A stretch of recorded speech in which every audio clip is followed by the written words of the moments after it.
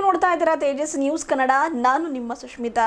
ಬಾಲಿವುಡ್ನ big boss reality ಶೋನಲ್ಲಿ ಜಿಲ್ಲೆಯ ಯುವಕ ಆಯ್ಕೆಯಾಗಿ ಗಮನ ಸೆಳೆದಿದ್ದಾರೆ.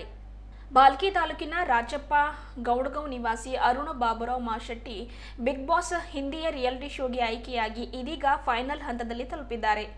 ಮೂಲತಃ ಇವರು ಯೂಟ್ಯೂಬರ್ ಆಗಿರುವ ಅರುಣ್ ಹಿಂದಿಯ ಬಿಗ್ ಬಾಸ್ ರಿಯಾಲಿಟಿ ಶೋಗೆ ಆಯ್ಕೆಯಾಗಿ ವಿವಿಧ ಹಂತದಲ್ಲಿ ಉತ್ತಮ ಪ್ರಕ್ರಿಯೆಯನ್ನು ನೀಡಿದ್ದಾರೆ.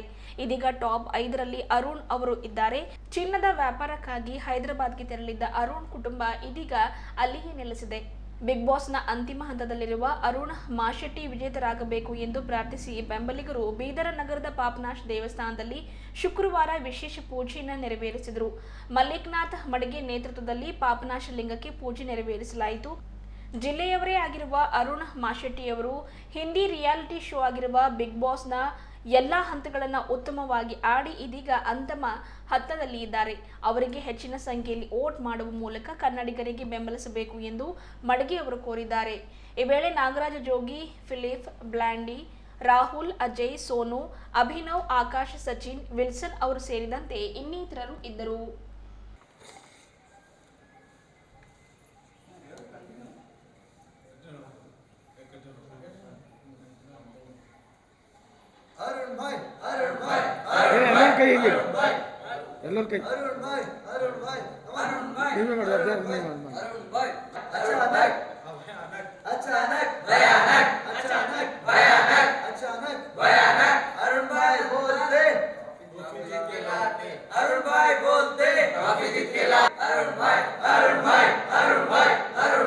ಎಲ್ಲರಿಗೂ ನಮಸ್ಕಾರ.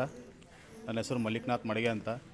ಈ ಪಾಪನಾಸ್ ಗುಡಿಯಲ್ಲಿ ಇವತ್ತು ಉದ್ದೇಶ ಏನಂದ್ರೆ, ನಮ್ಮ ಬೀದರ್ನವರೇ ಆದ ಹೈದರಾಬಾದ್ ನಿವಾಸಿ ಆದ ಅರುಣ್ ಮಾಶೆಟ್ಟಿ ಎಂಬವರು ಬಿಗ್ ಬಾಸ್ನಲ್ಲಿ ಫೈನಲಿಸ್ಟ್ ಆಗಿದ್ದಾರೆ.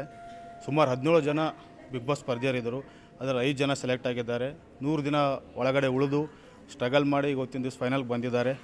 ಈ ಪಾಪನಾಸ್ ಗುಡಿಯಲ್ಲಿ ಇವತ್ತು ಅವ್ರಿಗೋಸ್ಕರ ಪೂಜೆ ಮಾಡಿ ಆರತಿ ಮಾಡಿ ಅವ್ರು ಫೈನಲಲ್ಲಿ ಗೆದ್ದಬೇಕಂತೇಳಿ ಬೀದರ್ ಜನ ಹಾಗೂ ಹೈದರಾಬಾದ್ ಜನ ಇಡೀ ಕರ್ನಾಟಕ ಜನತೆ ಆಸೆ ಇದೆ.